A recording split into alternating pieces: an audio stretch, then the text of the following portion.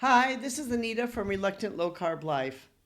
Today we're going to talk a bit about why losing weight and getting in shape is much more about the mind than the body. In fact, it's really a lot about mind games. And that might surprise a lot of people. They think, well, no, it's all about the body, it's about me getting in shape. The truth of the matter is, it's not. Let's talk first about the power of you understanding or knowing why. Why do I want to get in shape? Why do I want to lose weight? One of the most important exercises that you could do is to embark on a weight loss or fitness journey, sitting down and writing why. Why do you want to lose weight? Why do you want to get in shape? What are the deeper reasons that drive you? This exercise isn't just like, on the surface, I want to look better, I want to look good for my cousin's wedding, I want to fit into my old clothes. It's really about digging deeper and understanding the motivation that keeps you pushing forward when the road gets tough, because that road is going to get tough. There's no doubt about it. It is going to get tough and you're going to fall off the wagon, but you need a reason why to get back on. Here are some reasons, which you could think about. I want to lose weight so I can play with my kids without getting tired. I want to lose weight so I feel more confident. I want to improve my health because I don't want to end up with chronic illnesses like my parents did. I want to prove to myself that I can set a goal and I can achieve it. I want to have more energy so I can fully enjoy my life. These are deep emotional reasons that can be powerful reasons as to why do you want to lose weight. There's going to be many mental barriers to you to losing weight and getting in shape. If any of you have ever had this experience, I have it a lot. It's a morning time. The alarm goes off or it's about ready to go off. And, sometimes for me, this even happens in the middle of the night. I didn't really sleep well throughout that night. I'm thinking like, the 5:30 alarm comes on really early. So I turn off my alarm clock and then I end up sleeping in. I talked myself in the middle of the night to doing that and to not getting up and doing the exercise I needed. That was a mental roadblock that came that stopped me from doing what I needed to do. So there's mental barriers that we can have. Sometimes it's our limiting beliefs that, some people might say, I'm just not the type to be fit, just not about me, just not in my genes, just not in my genetics. So they kind of say, they sort of the self-fulfilling prophecy that it's not about them to be fit. My parents weren't active. I'm not active. It's just the way that I'm built. It's just the way that I am.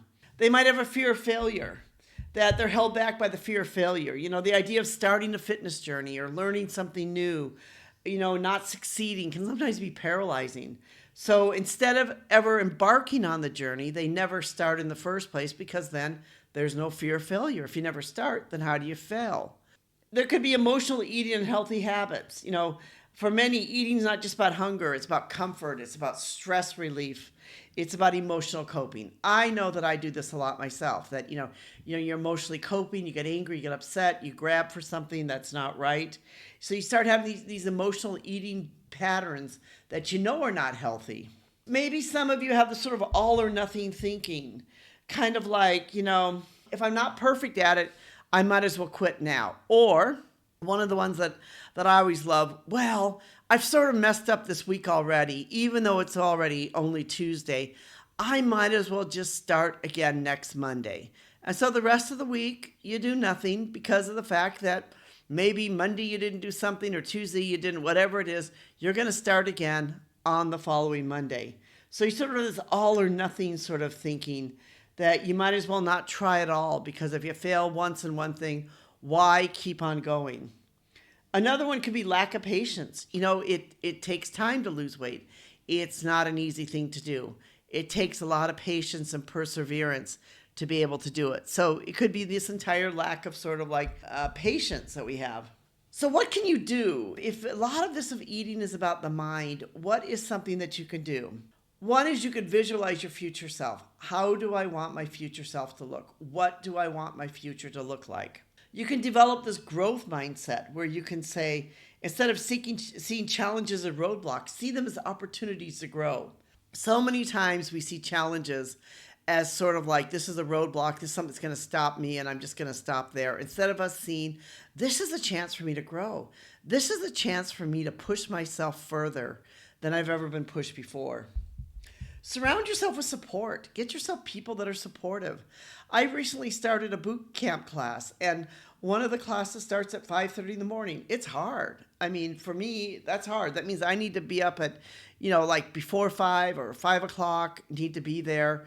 But yet I really enjoy the support I get, the camaraderie I get when I'm there.